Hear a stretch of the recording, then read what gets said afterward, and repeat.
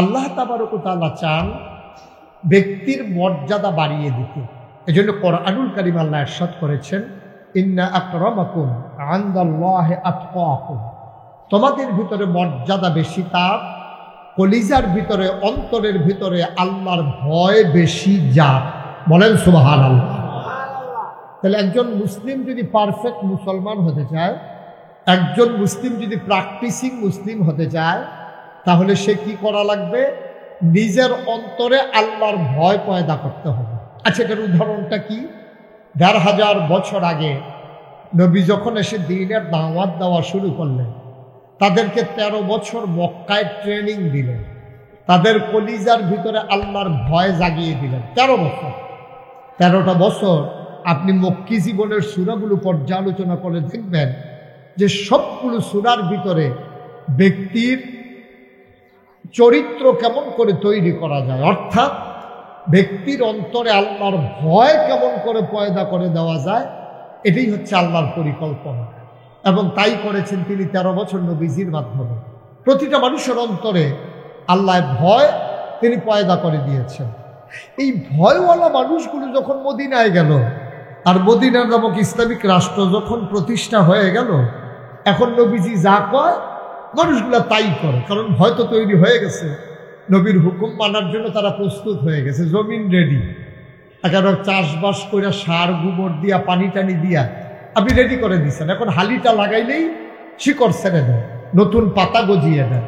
এই জমিন প্রস্তুত করে, এটা বিরাট ব্যাপার।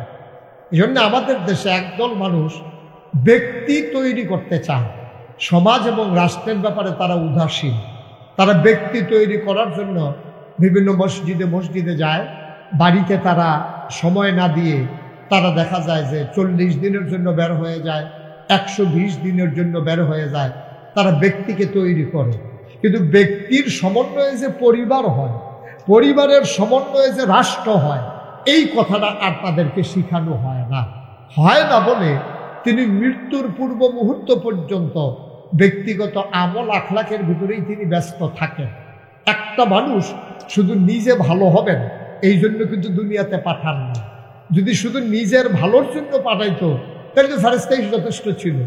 এই মানুষগুলোর কাজ হলো নিজে ভালো হওয়া, নিজের আশেপাশে যারা আছে তাদেরকে ভালো বানানো, এবং সেই অনুযায়ী কোরআন সুন্নাহ মোতাবেক সমাজ এবং রাষ্ট্র তৈরি করে পরিচালনা করা। এটা হলো ব্যক্তির দায়িত্ব। আল্লাহ তাবারক ওয়া তাআলা এই জন্য মানুষদেরকে জানিয়ে দিলেন, ও মানুষেরা, তাইলে তোমাদের ভিতরে মর্যাদা বেশি হবে কার? কে পীর সাহেব, কে লাট সাহেব, কে মন্ত্রী, কে এমপি, কে ভুইয়া, কে চৌধুরী, কে সরকার, কে খনকার, কে পেশকার, কে জমাদার, এইসব তালাশ করার সময় আল্লাহ নাই। আল্লাহ তাবারক ওয়া তাআলা দেখবেন, সে মেথর হইতে পারে, সে রিক্সাওয়ালা হতে পারে, সে মুচির হতে পারে, সে বদুল্লা হতে পারে, সে কামলা হতে পারে, ডেলি লেবার হতে পারে, কোনো কলকারখানার শ্রমিক হতে পারে, সে নিম্নবিত্ত পরিবারে জন্ম নিতে পারে, সে কোনোভাবে তার জীবন চালাতে পারে। মর্যাদা বেশি হবে তার কিয়ামতের ময়দানে কলিজার ভিতরে আল্লাহর ভয় বেশি যার। সুবহানাল্লাহ বলবেন না? ব্যক্তিকে তৈরি করতে গিয়ে আমার দৃষ্টিতে কোরআন শরীফের যে আয়াতটা সবচেয়ে বেশি গুরুত্ববহ, এটা কোরআনুল কারীমের সূরা তাওবার 111 নম্বর আয়াতে আছে। আমি শুনছিলাম মাইকে বারবার বলা হচ্ছে, যারা নোট করতে চান তারা কাগজ কলম নিয়ে বসতে পারে। গ্রাম দেশে এখনো সেই ট্রেডিশন তৈরি হয় নাই যে কাগজ কলম লইয়া ওয়াজ শুনবো, এবারে বেশিতে বেশি হইলে সাতটা লইয়াই। হেই আর সংস্কৃতি এখনো গড়ে ওঠে না। এটা তো TCTS না, এটার ভিতরে মানুষ মন দিয়ে শুনবে, নোট করবে না। তারপরে মনোযোগ দিয়ে শুনে, খরগোশের মতো কান খাড়া করে, মাছের মতো নিষ্কলক নয়নে কথা শুনবেন। আর বুঝাইয়া কওনের ভিতরে বাংলাদেশে যত বক্তা আছে তার লগে আমি আলাপ করছি, আমার রুল নাম্বার 1। বুঝাইয়া কওনের ভিতরে আমি ফার্স্ট হয়েছি, কারণ আমি তো লোকাল পল্লী চিকিৎসক। মাইকটা কমাও, আরো কমাও। আমি হইলাম পল্লী চিকিৎসক, তো এই জন্য পল্লীর মানুষের কি কি কমাইতে বলছিলাম। মাইকটা কি? হ্যাঁ, সবাই বলা। আমি মাইকম্যান নাই এখানে, কি করতেছে ও? সবাই করে না আমিন। কমানো হয় না এখনো। আলাদা নয়েজটা বন্ধ করো। এটা কি এতক্ষণ লাগে কমাইতে? বারানের বেলা তুমি ঘুরানটা দিয়ে বেড়ে গিয়া আস্তে সবাই কন আমিন, জোরে কন আমিন। তো যেই কথাটুকুন বলছিলাম, তা আল্লাহ তাবারক ওয়া তাআলা কি করলেন? একটা আয়াত, এটা কোরআন শরীফের 114, খুব খেয়াল মনোযোগের সাথে শুনতে হবে। কোরআন শরীফের সূরা আছে 114, এর ভিতরে অন্যতম একটা সূরা, এটা একটা অনন্য বৈশিষ্ট্য সূরা, সূরাটার নাম হচ্ছে সূরা তাওবা। এই সূরা তাওবাটা অনন্য বৈশিষ্ট্যের, কারণ এই সূরাটার শুরুতে বিসমিল্লাহ নাই। এই সূরাটার ভিতরে আপনার অনেকগুলো বিষয় সন্নিবেশিত করা হয়েছে, বিশেষ করে কাফের বেদিনদের ব্যাপারে তাদের মর্মদন্ত সে শাস্তি হবে কিয়ামতের ময়দানে, এই ব্যাপারে আলোচনা করার কারণে আল্লাহ তাবারক ওয়া তাআলা এটা প্রথমে বিসমিল্লাহ রাখেন নাই, যে বিসমিল্লাহ কইয়া শাস্তি দিতে চায় না আর কি, বিসমিল্লাহ কইয়া মাইর শুরু করতে চায় না, বা ফাইকারি ফিটা শুরু হয়ে যাক, বিসমিল্লার দরকার নেই। এটার জন্য এই সূরাটার প্রথমে বিসমিল্লাহ নাই, কিন্তু আপনি যখন এই সূরার মাঝ থেকে তেলাওয়াত করবেন তখন বিসমিল্লাহ করতে পারবেন, এবং পড়তে হবে, শুধু পারবেন না, পড়তে হবে। আমরা যেহেতু কোরআনুল কারীমের এই সূরাটার এই আয়াতের একেবারে 111 নম্বর আয়াত থেকে তেলাওয়াত করব, আমরা মারদুদ শয়তান থেকে ফেলে হয়েছে যিনি রহমান যিনি রাহিম, আমরা তার নামে শুরু করি, সবাই পড়ি। আউযু বিল্লাহি মিনাশ শাইতানির রাজিম। বিসমিল্লাহির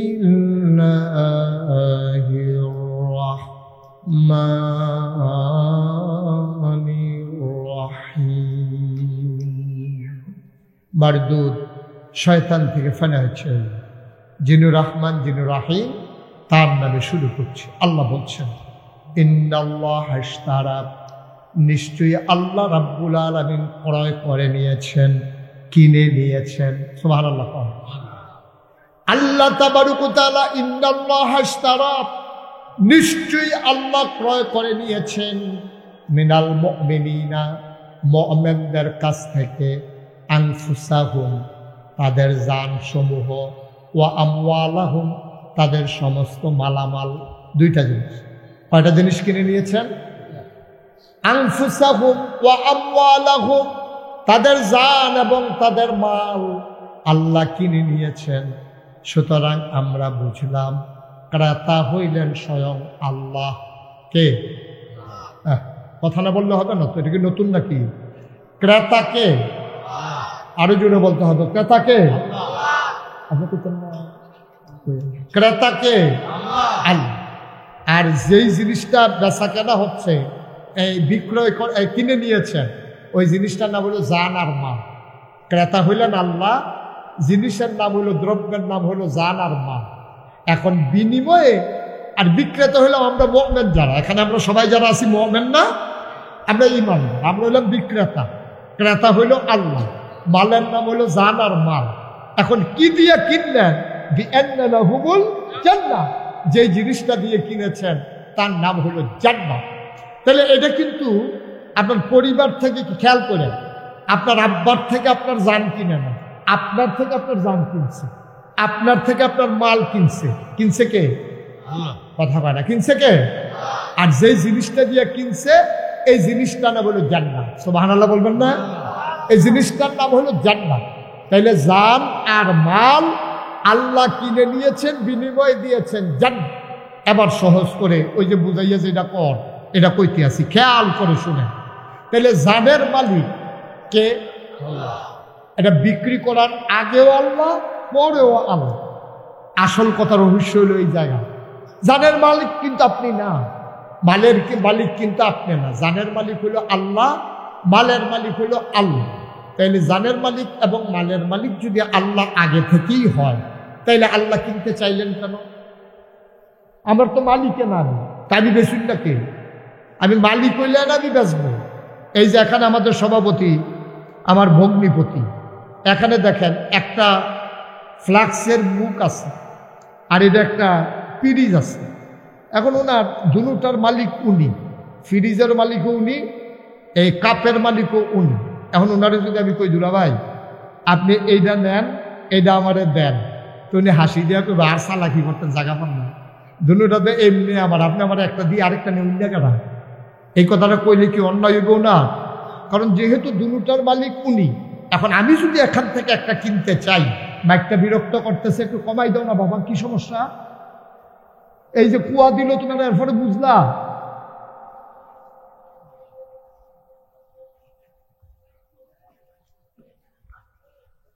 করে না আমিন?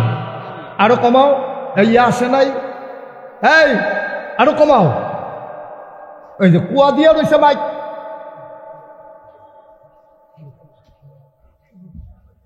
সবাই কনা আমিন। শামসুমি আসে নাই নাকি? শামসুমি আসছে কই? একশো কারবার ওয়াজটা শুরু করতাম, পারলাম না, একটা ফেস লাগাই দিয়ে বইয়ে রয়েছে। আমিন কর, জুড়ে কন, আরো জুড়ে। তাইলে উনি পিরিজেরও মালিক, কাপড়েরও, খুব খেয়াল করেন, সময় খুব কম। উনি পিরিজেরও মালিক, কাপড়েরও মালিক। এখন যদি উনার কাছ থেকে আমি একটা জিনিস কিনতে চাই, হয় আমি মাফলারটা দেওয়া লাগবে, নাইলে টুপিটা দেওয়া লাগবে, নাইলে ওনাকে পয়সা দেওয়া লাগবে, টাকা দেওয়া লাগবে, তারপরে আমি একটা নিতে পারবো। মুসলমান মন দিয়ে শুনো রে ভাই, জানের মালিক আল্লাহ, মালের মালিক আল্লাহ। আবার আল্লাহ কইন্নাল্লাহ ইশতারা মিনাল মুমিনিনা আনফুসাহুম ওয়া আমওয়ালাহুম বিআন্না লাহুমুল জান্নাহ। আল্লাহ কয় জান আর মাল বিক্রয় করে দাও, আর কিনে নিয়ে নেব আমি জান্নাতের বিনিময়ে। এই আয়াত যখন হযরত ওমর রাদিয়াল্লাহু তাআলা আনহু শুনলেন, ইসলামের দ্বিতীয় খলিফা, আরবি ভাষার যিনি ছিলেন পণ্ডিত, যিনি আরবি ভাষা খুব ভালো বুঝতেন, উনি যখন শুনলেন এই আয়াত, উনি বললেন এই কথা তোমরা কই পাইলা? কয় কোরআনে নাজিল হয়েছে, নবীজি জানিয়ে দিয়েছেন। উনি দিলেন দৌড়, নবীর দরবারে গিয়ে বললেন, ইয়া রাসূলুল্লাহ, এই কথা কি আপনি বলেছেন? কয় তো আল্লাহ জানিয়েছেন জিবরাইলের মাধ্যমে, আমি সেই কথাই তো তোমাকে বলেছি, সাহাবায়ে কেরামের মাধ্যমে তুমি সেই কথাই শুনেছ।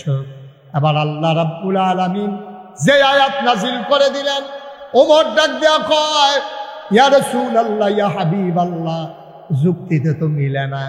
আয়াতের ভাবার্থ আমি যা বুঝেছি, আয়াতের অর্থ যা বুঝেছি, যুক্তি মিলে না। কয় কেন মিলে না? কয় জানের মালিক তো এমনি আল্লাহ, মারের মালিক তো এমনি আল্লাহ। কথা বলতে করে, জানের মালিক তো এমনি আল্লাহ, মালের মালিক তো এমনি আল্লাহ, সুতরাং জান আর মাল আমি বিক্রি করার কে? কয় তারপরও আল্লাহ যখন বলে তোমার কি দ্বিমত আছে নাকি? ওমর চোখের পানি ছেড়ে দিলেন, ডাক ডাক, ইয়া রাসূলুল্লাহ, ইয়া হাবিবাল্লাহ, আপনার হাত মুবারক এগিয়ে দেন। আল্লাহর নবী হাতটা দিলেন, আল্লাহর নবীর হাতের ভিতরে ওমর চুমু খাইলেন। ডাক ডাক, নবী গো, আপনি সাক্ষী থাকেন, আমার জান আমার মাল আমি আল্লাহর প্রতি বিক্রি করলাম, বিনিময়ে কিয়ামতের ময়দানে আপনি সাক্ষী থাকবেন, আল্লাহ যেন আমার জান্নাত দিয়ে দেয়। এবার আমরা যারা এখানে আছি, এবার আমাদের একটু স্বীকৃতি লাগবে, আমাদের একটু একমত হওয়া লাগবে। জান কার? কথা বলেন, জান কার? মাল কার? এরপরও আমরা যদি এখন আবার বিক্রি করা লাগে, এমনি যেহেতু আল্লাহ, তো আল্লাহরে দিব, আমরা দ্বিমত করে লাভ কি? তাইলে আমরা কি আমাদের জান আল্লাহকে দিতে রাজি আছি? আমাদের মাল কি আল্লাহকে দিতে রাজি আছি? এই জান আর মাল তো আপনার না, আপনি দিতে রাজি হইলেও কি না হইলেও কি, তারপরও আল্লাহ জানতে চায়, জান আর মাল তোমরা আমাকে দিয়ে দাও। জানের মালিক যদি আমি হতাম, তাহলে আমার রূহ কবজ করার সময় যে আজরাইল এসে আমাকে জিজ্ঞেস করা লাগতো, অনুমতি নেওয়া লাগতো। নবী এবং রাসূল ছাড়া কোনো মানুষের, যত বড় ওলি হোক, যত বড় বুজুর্গ হোক, কারো রূহ কবজ করার সময় কোনো মানুষের অনুমতি নেওয়া হবে না। আপনি যদি এই মালের মালিক হইতে, আপনার জমিনের ধান পেকে গেছে, বৃষ্টি শুরু হয়েছে দুপুরবেলা, আপনার ময়মনসিংহে কামলাইন আপনি সহায় রাখছেন, পরের দিন ধান কাটবেন, এমন বৃষ্টি হয়েছে ধান ক্ষেত পানির নিচে চলে গেছে, এই ধানের মালিক যদি আপনি হইতেন, তাহলে আপনার জমিনের উপরে বৃষ্টি দেওয়ার আগে মিকাইল আলাইহিস সালাম আপনার কাছে অনুমতি নেওয়া লাগতো, ঠিক কিনা কন? তো কই বৃষ্টি দেয় আমরা জিগায় তো না, বাঙ্গা ফরবো কহেন যে আপনার লোক একটা মিটিং করার দরকার ছিল না। যে ভাঙ্গাটা কহেন দিয়ে দিলে ভালো হয়, কোন দিক দিয়ে দিলে বাড়ির কম যাবো, ফসল টসল কম নষ্ট হইব, একটা কথা জিগার নাই। রাইতে আমরা হত্যা রয়েছি, উন্না সহালি উঠতে দিয়ে ভাঙ্গা করে বইয়া রয়েছি। এই যে কারবারটা গেল, তৈলে বুঝা গেল জানের মালিক আমি না, মালের মালিক আমি না, এই জন্য আবার জিজ্ঞেস করারও দরকার নাই। ঠিক কিনা কম? তারপরেও যখন নিতেন চান, উনি যদি কয় ফিনিশটা লয়ে গেলাম না, তো আমি আপনার টামনি নিবেন আমার কি? সুবহানাল্লাহ কইতেন না? তা আল্লাহ যদি কয় জানটা দিয়ে আমি প্রথমেই তো রাজি, মাল দিয়ে নাও, রাজি। আমরা কি জান আর মাল আল্লাহর কাছে বিক্রি করতে রাজি আছি? সবাই একটু সাক্ষী রাখি আল্লাহকে, সবাই কোন আমি। বিনিময়ে আমরা কি চাই? কথা কোন সবাই, বিনিময়ে কি চাই? জান্নাত চাই। সবাই হাত নাও। তাহলে আল্লাহর সাথে আমাদের ডিল হয়ে গেল, চুক্তি হয়ে গেল। আমরা ওয়াদা করলাম আল্লাহকে সাক্ষী রেখে। পরন্ত বিকেলে ফেরেশতারা শুনতেছে, মানুষগুলো সাক্ষী আছে। আমরা ঈদগাহ ইমাম সাহেব থেকে শুরু করে নাগাইশের ফিরসা হুজুর সহ সবাই মিললে আমরা একমত হয়ে গেলাম, জান আর মাল বিক্রি করে দিলাম আমরা কার কাছে? আবার আসি, আমি বলছিলাম আগেও জানের মালিক আল্লাহ, এরপরে আবার বিক্রি করলাম আল্লাহর কাছে। এখন আল্লাহ জানের মালিক হইছে কয়বার? কথা কয় না, কয়বার? উনি দুইবার ফুক্ত হইছে। এমনি ওয়ারিশ সূত্রে সালাউদ্দিনে জালালে সালাউদ্দিনে আব্বার্তে সম্পদ পাইছে, ওয়ারিশ সূত্রে এমনি মালিক হইছে। আবার ভাইতে দলিল লইয়া ফুক্ত করছে, মালিক হইছে দুইবার। ঠিক কিনা কম? এরপরে আবার নামজারি করে লইছে, নামজারি হইছে। এমনি ওয়ারিশ সূত্রে মালিক, এরপরে আবার ভাই বোনের তে কাউলা লইছে। এটার ভিতরে আর ফাঁক ফুক নাই। ওয়ারিশাটা দাবি কইরা আপনার পরবর্তী যে সোডাই লইব এই সুযোগও নাই। এরপরে আবার তাড়াতাড়ি করে নামজারি করে লাইছে, যেন ফেসফুস না লাগে, শয়তানের ফরফ হইয়া আবার যেন এটা সুইটা না জায়গা। তাইলে আমরা কি করলাম? জান আর মাল আল্লাহরে বিক্রি করলাম, আল্লাহও নিল। এর আগেও মালিক ছিল, এখন আল্লাহ মালিক হয়েছে দুইবার। দুইবার মালিক হওয়ার পরে আল্লাহ ডাক দেখো, ও বান্দা, তোর জান দিয়ে আমি কি করব? তোর জান আমার কি কাজও লাগে? তোর মাল আমার কি দরকার? আমি কি ভাত খাই যে আমার ফসল লাগবে? আমি কি তৈল দেই গায়ে যে আমার সরিষা লাগবে? আমি কি কোনো কাপড় চুপড় পরি যে তোমার মেল ফ্যাক্টরির কাপড়গুলো আমার লাগবে? আমার কিচ্ছু দরকার নেই। তোমার জানেরও দরকার নাই, তোমার মালেরও আমার দরকার নাই। তোমার জান, তোমার মাল তুমি ওয়াদা করেছো, বিক্রি করেছো পরন্ত বিকেলে নবাবগঞ্জ মাহফিল থেকে। আমি আল্লাহ মেনে নিলাম। এবার জান কিন্তু আমার, মাল কিন্তু আমার, আমার তো দরকার নাই। ও নবাবগঞ্জের মানুষ, তুমি ওই জমিনটা বিক্রি করলে করছো, আমি নাগাইশের বেড়া তোমার জমিন দিয়া কি করব? আমি কিনেছি, তুমি দলিল দিয়েছ, কিন্তু তোমার কাছে আবার আমানত রেখে গেলাম। এই জান আর মাল তোমার কাছে আমানত, তুমি তোমার মন মতো করে যেমন মন চায় তেমন করে খাবে। তবে আমার একটা কথা আছে, আল্লাহ কয় বান্দারে জান কিন্তু আমার, মাল কিন্তু আমার। আবার বিক্রি করেছ, আমি ডাবল মালিক হয়েছি। তুমি খাও, তৃপ্তির সাথে খাও। তুমি ঘর উঠাইয়া জমিনের উপরে থাকো, জান্ডারে ব্যবহার করে তুমি যেমন সুন্দরভাবে চলো। তুমি মেহনত করো, পরিশ্রম করো, টিনের ঘর ভেঙে তুমি ঘর উঠাও, আমার আপত্তি নাই। তবে আমার একটা কথা আছে, আমার জান ব্যবহার করে আমি আল্লাহর বিরুদ্ধে স্লোগান দেওয়া যাবে না, যাবে না, যাবে না। ঠিক কিনা? আমার দেওয়া জান ব্যবহার করে তুমি স্লোগান দেবা আল্লাহর বিপক্ষে।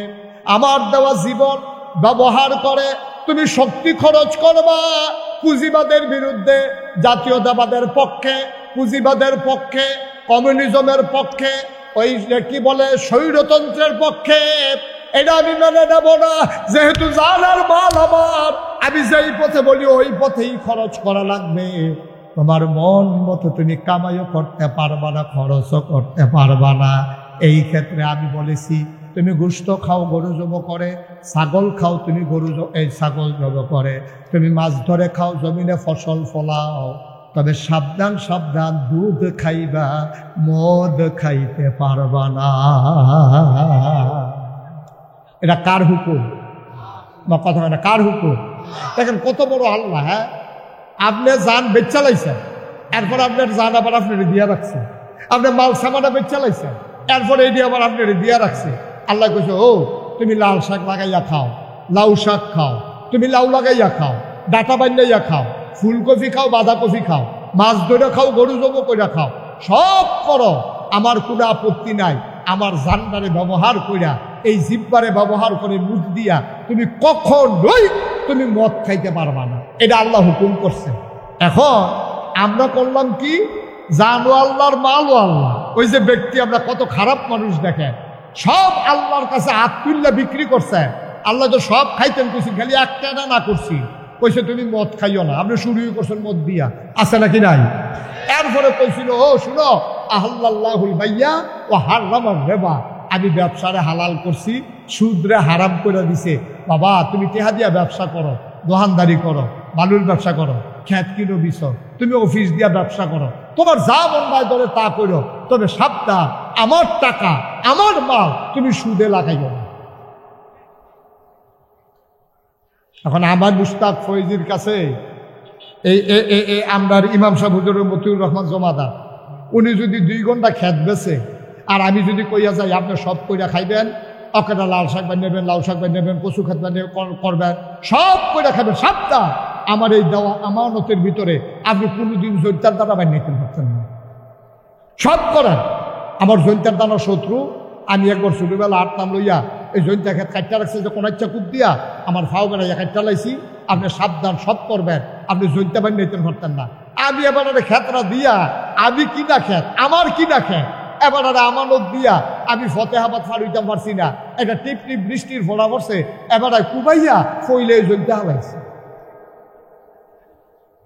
আমি যদি ওখান আইয়া কই আপনি এটা একটা কাম করলেন, আপনি একটা কাম করলেন, আমার খেত, আমি তো কইতাম সব কইরা খান, জৈন্তা হালাইয়েন না, আপনি শুরু করলেন জৈন্তা দিয়া, থাক বাবুরে আবার খেত লাগতো না, আপনার কাছে আমানত লাগতো না, আমারটা খিল ফুইরা থাকবো, কাম লাগলে গরুয়ে ঘাস খাইবো, আপনি কেন জৈন্তা বানিলেন, আমার জমিন আমারে দিয়ালার, এই কথা কইলে কি আমার অন্যায় হইব? কথা কেন অন্যায় হবে? ওনার ওয়াইফের সাথে করবো, ঠিকই আছে, তুমি বেশি না দেন, তুমি তোমার এবার কইসা না জৈন্তা বানিয়েও না, তুমি সব করো, জৈন্তা না করছি, তুমি এইটা দিয়ে শুরু করছো, ঠিকই আছে। এখন ফলাফল এবার দম খায়, এবার বউও দম খায়, এবারও জিব্বাত কামড় করে, সেটা আমি কিতা করলাম? এবার মনে করছে আমি কি আইয়া সেটা দেহা নাগেশের পিসাব গেছে গায়ে দিয়া, জৈন্তা হালাইলে কি আর না হালাইলে কি? আপনি তো মনে করছেন আল্লাহ আপনারা বানাইয়া জান আর মাল আমানত দিয়ে আল্লাহ বোধহয় নাই। আরে না, রাতের অন্ধকারে গভীর আধারে কেউ দেখে না, একজন যিনি দেখেন তিনি কে? সুতরাং তুমি যা করো, তুমি যা দেখো, তুমি যা ভাবো, যা শুনো, সব একজন দেখি, তিনি হলেন আমার আল্লাহ।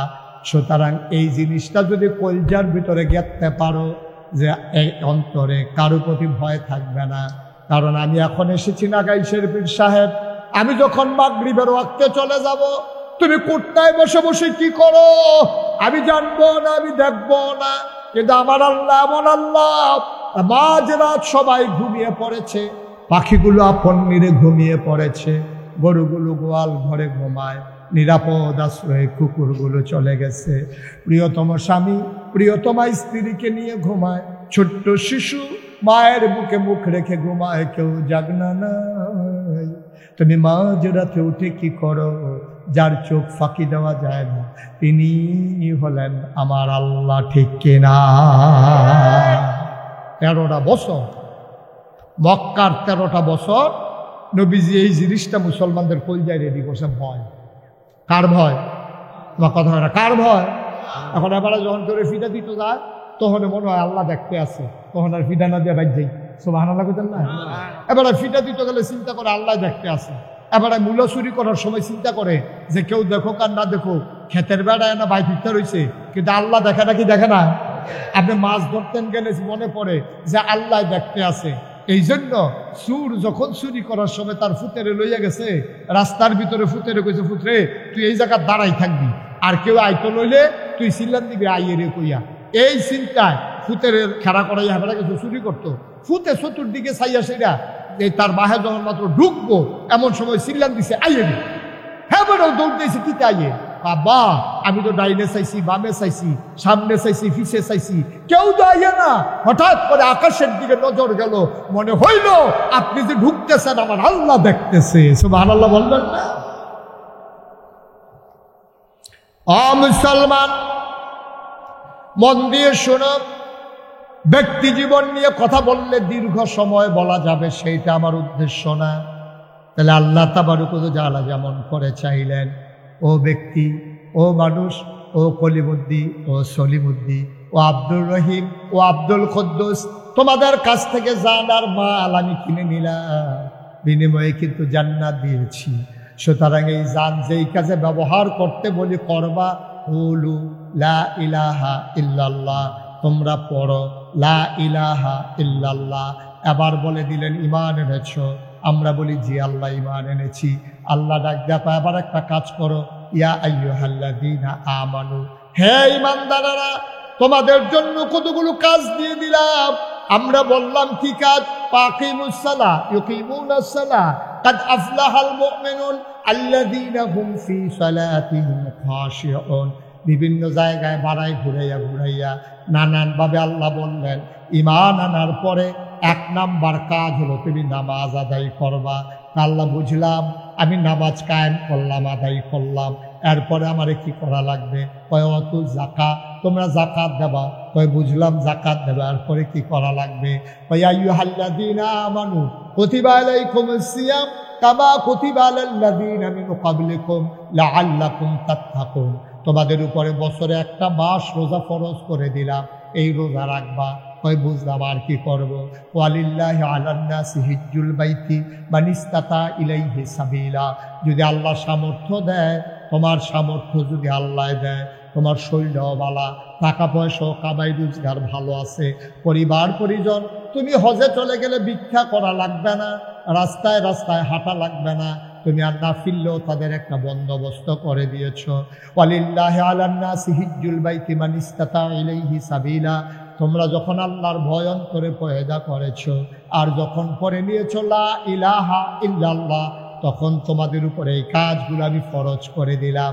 তখন আমরা সব মেনে নিলাম, আমরা নামাজ কায়েম করব, আমরা রোজা দেব, আমরা হজ করব, আমরা যাকাত দেব। কিন্তু শয়তান এতে খুশি না। শয়তান চিন্তা করলো ফরজ থেকে সরাইয়া কেমনে বান্দারে নফলের ভিতরে লাগানো যায়, ঠিক কিনা? আমরা তারা দেখবেন ওজিফা কালাম আদায় করতে আছে, সে আল্লাহর বন্দিগি করতে আছে, কোরআন তেলাওয়াত করে, ওজিফা কালাম আদায় করে, সে সুন্দরভাবে চলে, রোজাও রাখে, হজও করছে, যাকাতও দেয়। কিন্তু বাংলাদেশ এটা কাজ লাগলে 17 বছর না, কাজ লাগলে 25 বছর আরেকটা ক্ষমতা দখল দিয়া হোক, এতে এবার আর কিছু আসে যায় না, এবার আর ইবাদত বন্দিগি লইয়া এবারে আসে। এরকম মানুষ আছে নাকি নাই? এইরকম মানুষটি ফাইয়া আমরা তারা টান করছে, তারা চিন্তা করছে এইরকম আবাদত বন্দিগিতে লাগাই দেওয়ান গেলে ভালা। এর লাইগা যারা ওই এই নফল নামাজ পড়ে, নফল রোজা রাহে, আসর ফরতে গেলে একবারে আশা ফইরা বাইতাইয়ে, এবারে দাড়ি রাখছে, টুপি মাথার দেয়, তসবি পরে বইয়া বইয়া, এরপরে মুকসুদুল মুমিনিন পরে, এই উড়ানো বইয়া বইয়া রোদের ভিতরে, এবারে দিন দুনিয়ার খবর নাই, কেডায় মেম্বর হইলো, কেডা চেয়ারম্যান হইলো, কেডায় রাস্তার গম বাইরে দিল, কেডা ব্রিজের ভিতরে রডের মধ্যে বাস দিল, এই টেনশন এবার নাই। এবার আর হালে না লেবারায় আছে, আবাদত বন্দিগি করতে আছে। এর লাগে নোয়াখালী হুজুরে কইছিল, সারা জীবনে নফলি মিলাইলেও একটা ফরজ বানানো যাবে না। সহজ আছে। আর যদি সারা জীবনের নফল নামাজ একখানো করেন, সারাটা রাত আগে তাহাজ্জুদ পড়তে পড়তে পড়তে পড়তে তখন ছায়ের স্টলও বইয়ে বইয়ে ঝুরাইতে আছে, ছায়ের স্টলও বইয়ে বইয়ে দুপুরে পড়ে ছায়ের কাপ মাপ লইয়া দোকানদারে কয় কি তো ঘুমাইছেন না? কই ঘুমাচ্ছে, ঘুমাচ্ছে আমার। কই কিতা করো? তাহাজ্জুদ। তাহাজ্জুদ তো পড়ুন। আমি এখন তোমরা ভাবি বেড়াইয়া না, ভাবি বেড়াইয়া তাহাজ্জুদ করে, এবারে তাহাজ্জুদ করে এটা কইতেছে, আব্বা আপনার সারা জীবনের নফল 1 পাল্লি যদি দেন, আর ফজরের একটা সাজদা যদি 1 পাল্লায় দেন, সারা জীবনের নফলটা উপরে উঠে যাবে। ওই ফজরের একটা সাজদা আল্লাহর কাছে অনেক বেশি দামি হয়ে যাবে, ঠিক কিনা বলেন? নোয়াখালীর হুজুরে যখন এই ওয়াজ করছে, একবারে খেলিয়া কইতেছে, হুজুর তৈলে কি আমরা ইবাদত সবজি খাওয়া গেল? এই কোনো কামও লাগলো না আমরা ইবাদত? এই যে নফল পড়লাম, এত নফল পড়লাম, আওয়াবিন পড়লাম, এস্টাক করলাম, চাষ করলাম, দোহা পড়লাম, ওজিফা কালাম আদায় করলাম, এটি কি ভাও গেল? তৈলে হুজুর কুদ্দুর কইয়া দেন, যায় করছি আর কর্তৃ মিলাইলে, কর্তৃ নফল মিলাইলে একটা ফরজ বানান যায়, এটা কিন্তু আমারে কইয়া দেবে। এই কথা কইছে পরে হুজুর তো টেনশনে পড়ে গেছে, কারণ যত বছর ওয়াজ করি এই প্রশ্ন তো কেউ করছে না, কয়টা নফল মিলে একটা ফরজ বানান যায়। নোয়াখালী হুজুর তো তার বুদ্ধি বেশি, তারা ডাবের পানি খায়, তারা শরীরে আয়ুদিন বেশি। এই হুজুরে চিন্তা করে দেখো, জীবনে তো কেউ প্রশ্ন করে আটকাইছে না, আজ যে বোধ হয় আর ছুটন যেত না। হুজুরে দুম ধরে কত বইয়া থেকে কয় কি টানা জিজ্ঞেসলেন, কই জিজ্ঞেসলাম কয়টা নফল মিলাইলে একটা ফরজ হয়। হুজুরে দুম ধরে থেকে কয় যতটা সুপারি গাছ লাগাইলে একটা নারকেল গাছ বানান যায়, যতটা সুপারি গাছ মিলাইলে একটা নারিকেল গাছ বানানো যায়। মুসলমান 1 কোটি সুপারি গাছ মিলাইলে একটা নারিকেল গাছ যেমন বানানো যাবে না, সারা জীবনের নফল মিলাইলে একটা ফরজ বানাইতে পারবা না, ঠিক কিনা? আমি এই কথা বলি না যে নফলের কোনো দাম নাই, অবশ্যই নফলের দাম আছে, যখন ফরজের সাথে নফল লাগে, ঠিক কিনা কও? ফরজের লগে যখন নফল একসাথে হয় তখন নফলের দাম আছে। ফরজ চাইরা দিয়া নফলের দাম নাই। তোমার পরনে লুঙ্গি আছে, গায়ে পাঞ্জাবি আছে, মাথায় টুপি আছে, এরপরে ফাগড়ি দিলে ফাগড়িটা সুন্দর লাগে। তোমার পরনও লুঙ্গি নাই, যদি ফাগড়ি মাথার দেওয়া আরো মানুষের হাসির খোরাক হবে, ঠিক কিনা? তাহলে লুঙ্গি পরা হইল ফরজ, আর ফাগড়ি মাথার দেওয়া হইল সুন্নত। তুমি যদি ফরজটা হালাই দিয়া ফাগড়িটা মাথার দিয়ে হারো, কইবা রে শীতটা গাড়া পড়ছে, তারও মাথাটা গেছে।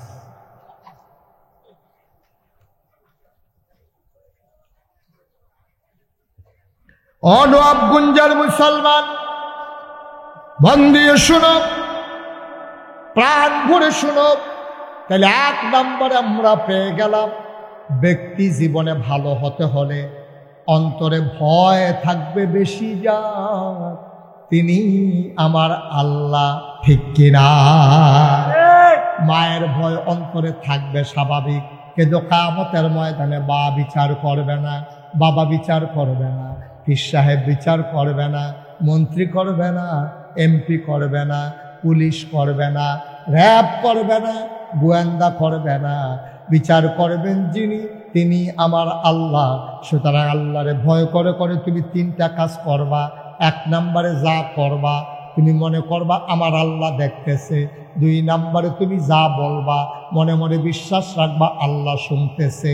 3 নম্বরে অন্তরে তোমার যে ভাবনা, তুমি মনে মনে বিশ্বাস রাখবা আমি মনে মনে যা ভাবি কেউ জানে না, একজন জানেন, তিনি কে? তাহলে আমি যা করি দেখে একজন, তিনি কে? আমি যা বলি শুনেন একজন, তিনি কে? আর আমি অন্তর দিয়ে যা চিন্তা করি কেউ জানুক আর না জানুক, একজন জানেন, তিনি কে? বলেন সুবহানাল্লাহ। এর বেশি আর এই কাজে সময় ব্যয় করা গেল না। ব্যক্তি জীবনে একটা মানুষ যখন শতভাগ, একটা গুরুত্বপূর্ণ বিষয় ছিল, ব্যক্তিটাই মূল। কারণ ব্যক্তির সমন্বয়ে 5-6 জনই মিললে একটা পরিবার হয়। বিজ্ঞানের এই যারা আপনার কি বলে সমাজ বিজ্ঞানী, তারা বলে পরিবারের সর্বনিম্ন সংখ্যা হলো 2 জন, স্বামী আর স্ত্রী। এই 2 জন মিলে হলো পরিবার। কই যদি আর কত বড় পরিবার, কই তাহলে বাচ্চা কাচ্চা ছেলে মেয়ে, তাহলে স্বামী স্ত্রী ছেলে মেয়ে। আর কত বড় হইলে কয় ভাই বোন, আর কত বড় হইলে কয় আব্বা আম্মা। তাহলে আব্বা আম্মা, ভাই বোন, স্বামী স্ত্রী ছেলে মেয়ে, এটা দেখো আপনাদের সব পরিবার। তো এটা সবটা লাগবে না, ভাই বোন না হইলেও পরিবার হবে। শুধু স্বামী স্ত্রী, নতুন বিবাহিত স্বামী স্ত্রী হইলেও পরিবার। তাহলে এই পরিবারটা ইসলামের দৃষ্টিতে কেমনে সাজাবেন? কোরআন কি কয়? আসুন আবার কোরআনে ঢুকি। আল্লাহ কয় হুন্না লিবাসুল লাকুম ওয়া আনতুম লিবাসুন লাহুন্না। শুনো শুনো শুনো, তোমরা যারা ব্যক্তি জীবন তৈরি করে নিলা, তোমরা ব্যক্তি জীবনে যারা সুন্দর হয়ে গেলা, এখন মানুষকে তোমরা ঠকাও না, মানুষের সম্পদ লুণ্ঠন করো না, তোমরা এখন মানুষের উপর অত্যাচার করো না, অবিচার করো না, তোমরা হয়ে গেছো ভালো মানুষ। আল্লাহ তাবারক ওয়া তাআলা তোমাদের প্রতি খুশি। রাদিয়াল্লাহু আনহুম ওয়া রাদু আনহু, তোমাদের ব্যাপারে আল্লাহ খুশি, আল্লাহর ব্যাপারে তোমরা খুশি। ঠিক আছে, ওকে ফাইন, ঠ্যাক শেষ হয়ে গেল, তুমি সুন্দর মানুষ হয়েছো। আবার আসো পরিবারে, তুমি আরেকটা ঘরের মেয়েকে তোমার ঘরে নিয়ে এসেছো স্ত্রী হিসাবে। আল্লাহ কয়, আল্লাহ যেটা কে চিনো? কয় আল্লাহ আমার স্ত্রী। কয় তার সাথে তোমার সম্পর্ক কেমন? কয় বধুর সম্পর্ক। কয় আমি আল্লাহ কি কই শুনো, হুন্না লিবাসুল লাকুম, এই মহিলাগুলা, ও পুরুষ তোমার গায়ের পোশাকের মতো। বিয়া করে আনছো, চাকরানি আনো নাই, কাজের মেয়ে আনো নাই, বদুর কামলা আনো নাই, ওই মানে রোহিন দেবী আনো নাই। তুমি যারেই বিয়ে করে আনছো, বিয়ে করে আনার পরে তোমার কাছে এই মহিলাটা আমানত, আর আল্লাহ আমানতটা রেখে দিলেন এই উদাহরণের মাধ্যমে। কয় হুন্না লিবাসুল লাকুম, এই মহিলাগুলো তোমাদের গায়ের পোশাকের মতো। এরপরে কয় আমরা আল্লাহ এই মহিলাদের কি আনতুম লিবাসুল লাহুন্না, মহিলারা যেমন তোমার গায়ের পোশাকের মতো, তোমরা যারা পুরুষ আছো তোমরাও মহিলার গায়ের পোশাকের মতো। বলেন সুবহানাল্লাহ। অর্থাৎ আপনি আপনার স্ত্রীর গায়ের পোশাক, আপনার স্ত্রী আপনার গায়ের পোশাক। এটা মানে কি? আপনি স্ত্রীর গাও দিয়ে রাখবেন বাজারও যাইতে, আবার এ ভিডিও ঘুমের তুইটা আপনার গাও দিয়ে হাঁটবো নাকি? না, এটা মানে কি? এটা উদাহরণটা যে কোরআনে মুফাসসিরিনে কেরাম এটার ব্যাখ্যা দিয়েছেন। এই পোশাক মানুষের তিনটা কাজ করে। গায়ের যে পোশাক, আপনি লুঙ্গি বলেন, চাদর বলেন, পাঞ্জাবি বলেন, পায়জামা বলেন, আপনার গায়ের পোশাক আপনার তিনটা উপকার করে। এক নম্বরে আপনার লজ্জাস্থান ঢেকে রাখে। আপনি লুঙ্গি পরছেন বইলেই আপনি গরু না, আপনি ছাগল না, আপনি কুকুর না। কুকুর গরু ছাগলগুলো উলঙ্গ হয়ে হাঁটতেছে, কোনো সমস্যা নাই, কিন্তু আপনি এভাবে হাঁটতে পারেন না।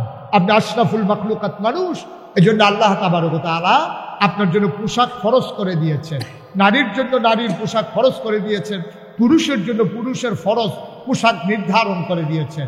নাভির থেকে শুরু করে, নাভি সহ, নাভির থেকে না, নাভির পরে না, নাভি সহ এবং হাঁটুর নিচ পর্যন্ত, হাঁটু সহ, নাভি সহ, হাঁটু সহ প্রতিটি পুরুষের জন্য ঢেকে রাখা নফল না ফরজ? কথা বলেন, নফল না ফরজ? আপনি চাদর গাও দিলে দিবেন, না দিলেন আপনি যদি মনে করেন শীত লাগে না, তো উদামই আডেন, আপনি ডাক দেয় না, উদামই আডেন, কিন্তু একটু পর্যন্ত আপনি ঢেকে রাখা আপনার উপরে ফরজ। এই জায়গাটা আর কমান যেত, কিন্তু আপনার তারা ট্রাক্টর দিয়ে খাচ্ছে হয়ে গেছে, এবারে কালকা কষ কাটবো, এবারে মাশাআল্লাহ খেতার কান্দা দিয়ে তো সুন্দর করে যেমনি গুস্তেংড়ি দিছে। আপনার এগুলো বোধ হয় দেয় না, না নমুনা কয় আর কি, দেয় না বোধ হয়, দেয় না কি দেয় না? ওখানে খেত নামছে না, এবারে হাজির সাহেব হজ করে আইছে গত বছর, এবারে গত বছর হজ করে আইছে, অহনো বাইক নামান টেমানাইলে বিরাটিরা লাগাইয়া বেড়া গিয়া বইয়া থাকে, এবারার মতো বেড়ায়। কালকা ট্রাক্টর দিয়া খেত চইয়া গেছে, ডিপ মেশিনের পানি ছাইড়া দিছে, খেতের কান্দাটা দিয়া কোদালটা লইয়া গুস্তেংড়িটা দিয়ে হাতের মধ্যে থুত্তা দিয়া কোদালটা লইয়া যেমনে শুরু করে, ফলা ফাইনে মাইয়া ফানে সরমে বেড়ার ফিসে দিয়া চাইতো পারে না।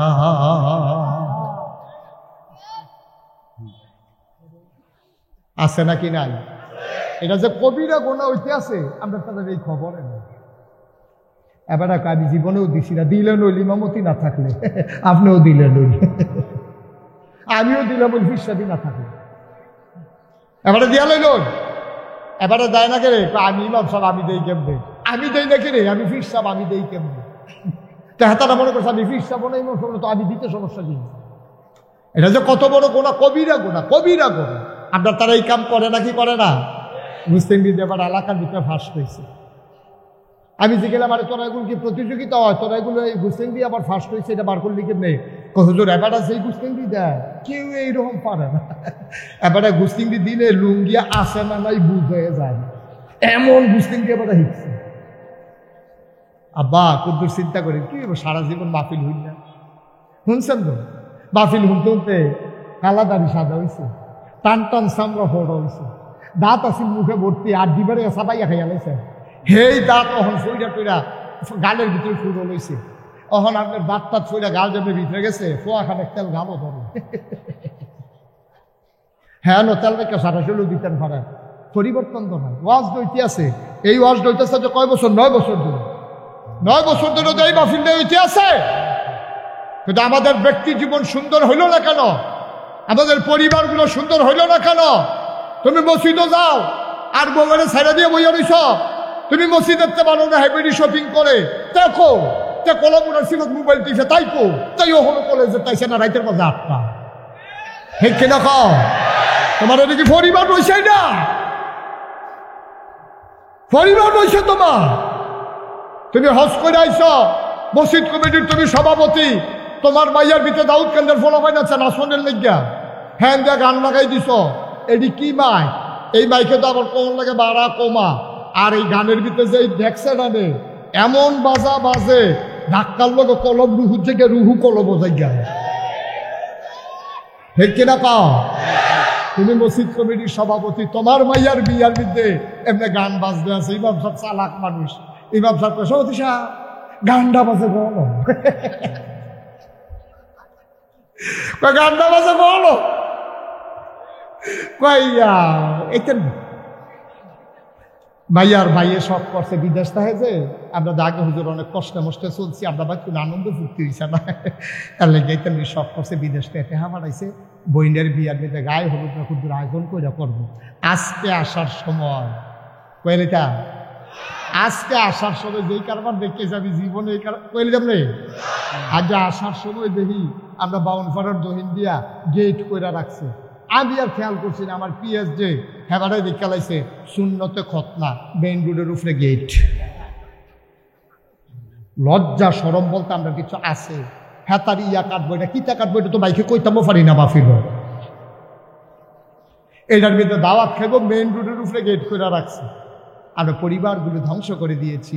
ওই যে কইসলাম হুন্না লাবাসুল্লাহ কুম আনতুম লাবাসুল্লাহ হুন্না, কি বুঝাইছেন আল্লাহ? মুফাসসিরিনে কেরাম কয় তিনটা জিনিস। গায়ের পোশাক তোমার লজ্জা ঢেকে রাখে, তোমার লুঙ্গি দেয় তোমার লজ্জা ঢেকে রাখে। তুমি এনে উদম করে লাও কসকারতা লইয়া, তুমি এনে উদম করছো, আল্লাহ তো ফরজ করে দিছে যে এই জায়গাটা দেখলে শরম, তোমার নাভি থেকে হাঁটু পর্যন্ত দেখলে শরম, এই জন্য আল্লাহ ঢেকে রেখেছেন ফরজ করে দিয়ে। এবার কয়েক নাম্বারে গায়ের পোশাক তোমারে ফরজ করে দেয়। এখন আমরা তারা কয় হুজুর মহিলাদারটা কইলেন না, মহিলারটা আবার কইতে আসি, মুখমণ্ডল সব আলেমের মতে না।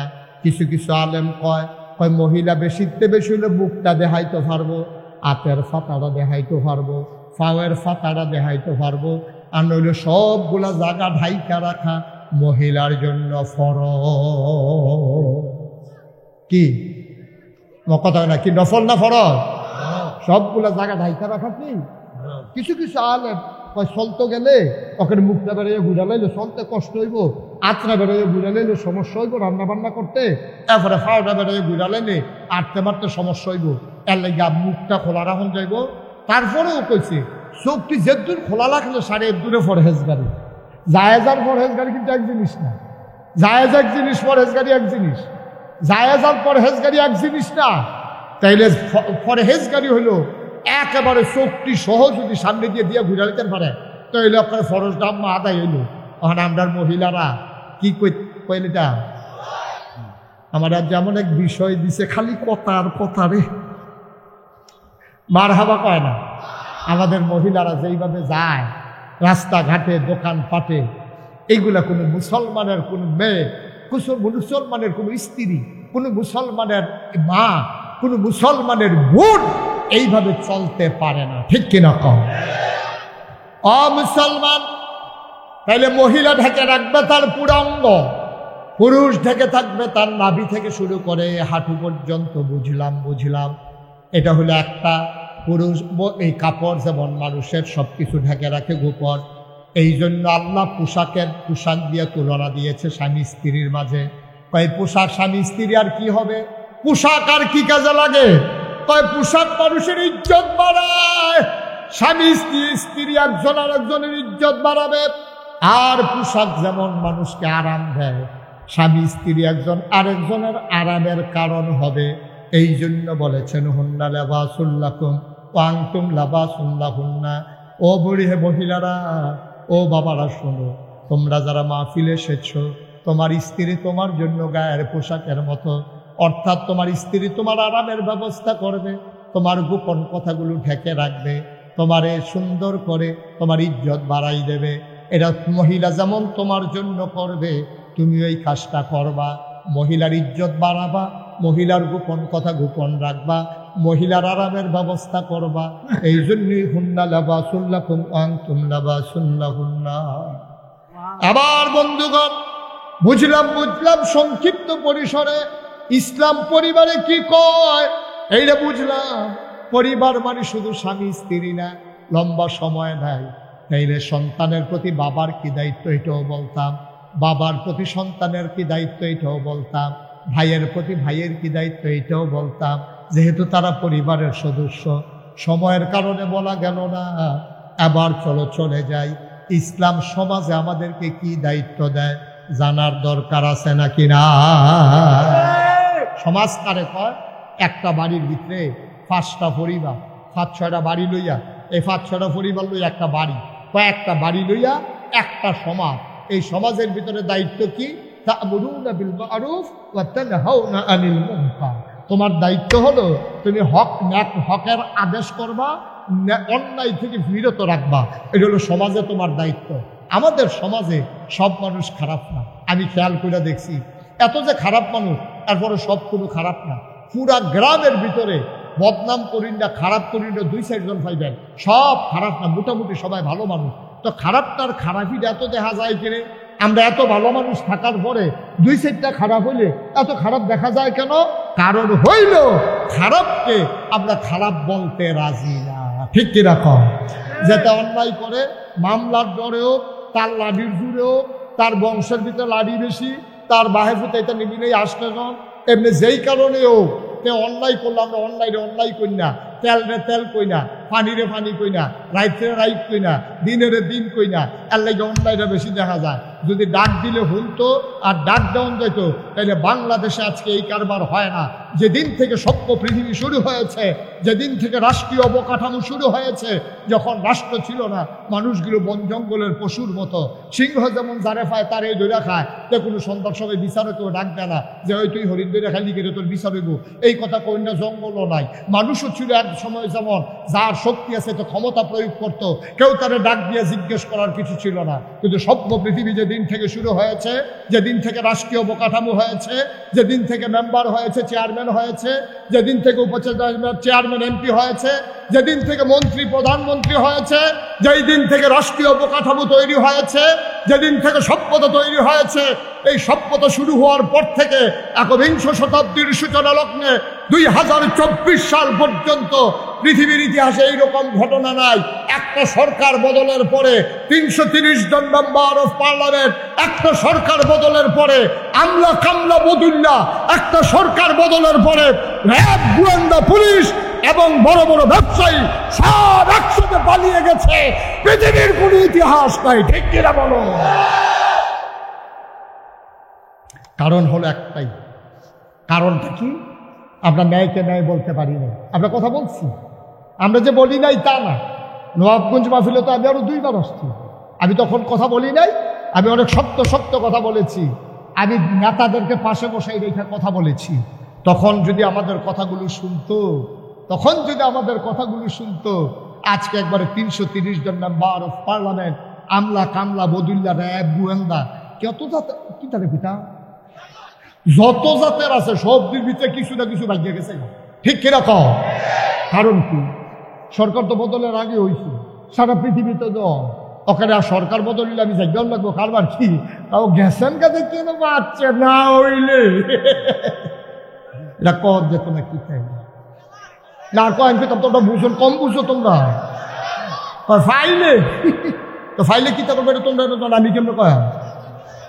আল্লাহ যেন মাফ করে সবাই কোনা আমিন, জোরে কোনা আমিন। ভাইয়ারা, ও ভাইয়ারা, এবার আসেন নিজেরা একটু ওয়াজ করি নিজেদের জন্য। আমরা যারা এখানে আছি আমাদেরও ওয়াজের দরকার আছে। 17 বছর পরে দেশ ছেড়ে যারা পালিয়ে গেল, এখান থেকে শিক্ষা নেওয়ার কিছু আছে নাকি নাই? আছে। এখন আপনি যদি আবার হেতানার মতো শুরু করেন, খেতের সাহা খেতে ভাঙবো, লাইলে তুলতো না আপনার।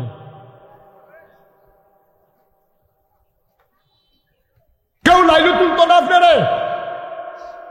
আপনাকে এখানেই শেষ করা হবে। সব কিছু রাষ্ট্রীয় পরিকল্পনার আওতায় যখন ওরা নিয়ে আসলো, পুলিশ বাহিনীকে যখন দলীয় ক্যাডারে পরিণত করলো, র্যাব ব্যবহার করে আমার ছাত্র জনতার উপরে যখন হেলিকপ্টার ব্যবহার করে গুলি করা হলো, লাশ ফেলে যখন পিচঢালা পথকে রক্ত রঞ্জিত করে দেওয়া হলো, তুমিও যদি আবার তেমন হয়ে যাও, তুমিও যদি আবার সাদাবাজি শুরু করো, তুমিও যদি সিএনজি স্ট্যান্ড দখল দাও, তুমিও যদি বাস স্ট্যান্ড দখল দাও, মনে রাখবা ওদের পরিণতি যা, তোমার পরিণতি তার চাইতে আরো ভয়াবহ। ঠিক কিনা কম? শুরু হয়েছে না শেষ হয়ে গেছে? গা কয় বলে শুরু হয়েছে, বলে শুরু তো হয়েছে আরো আগে। জিজ্ঞেসি না আমি বাসের কন্ট্রাক্টর দেখি, তার তোর সান্নামানটা দেখছি, ওদের ওখানে অন্য সিস্টেমে যেমন লাগে হেঁটে ঘুরে গেলে হেঁটে আগে হেঁটে এমনি ওখানে এমনি। ঠিক কিনা কম? আব্বা খুব দূর চিন্তা করে থাকতেন না 2 দিন এরা, কিন্তু কবে মরবেন কি বিচার হবে হেঁটে পরে, তার আগে তো সেই কারবারটা হইবে, হেঁটে তো ওজন করতে পারতেন না, এইটাই তো ওজন করতে পারবেন না। নমুনা বড় খারাপ। আল্লাহ যেন হেফাজত করে, সবাই পড়ে না আমিন। তাহলে আমরা কি পাইলাম? ব্যক্তি জীবনে অন্তরে ভয় থাকবে কার? পারিবারিক জীবনে আমরা একজন স্বামী স্ত্রী আরেকজনের পরিপূরক হব। 3 নম্বরে সমাজ বিনির্মাণে আমরা ভূমিকা রাখব। যে লক্ষ্য উদ্দেশ্য নিয়ে আজকে নবাবগঞ্জ যারা সমাজ কল্যাণ, এই যুব সমাজের যারা কর্মী সমর্থক, যারা এই যুব সমাজ, ওরা যেমন করে সমাজ বিনির্মাণে তাফসীরুল কোরআন মাহফিল এবং অন্যান্য কার্যক্রমের মাধ্যমে সমাজকে বদলে দিতে চায়, আসুন সমাজ বিনির্মাণে আমরা এক একজন অগ্রসেনানী হই, আমরাও অগ্রভূমিকা রাখি, আমরাও সমাজকে এগিয়ে নিয়ে যাই, সেই দূর দিগন্তে সভ্যতার আমরা বিকাশ ঘটাই। আল্লাহ তাবারক ওয়া তাআলা আমাদের সবাইকে কবুল করুক। সবাই পড়েন আমিন, জোরে পড়েন আমিন। আমরা কত বুদ্ধি হয়েছি, ছুটি দেওয়ানোর আগে তারা ছুটি দিয়ে বাজ্যে গিয়ে আছে, আমরা এখন বইয়া কথা, আর তারা সব আল্লাহর ওলিরা নামাজ পড়তে যাইতে আছে। কারবার আমি কইছি যে মাহফিল শেষ, আমরা এখন নামাজ পড়তাম না সবাই।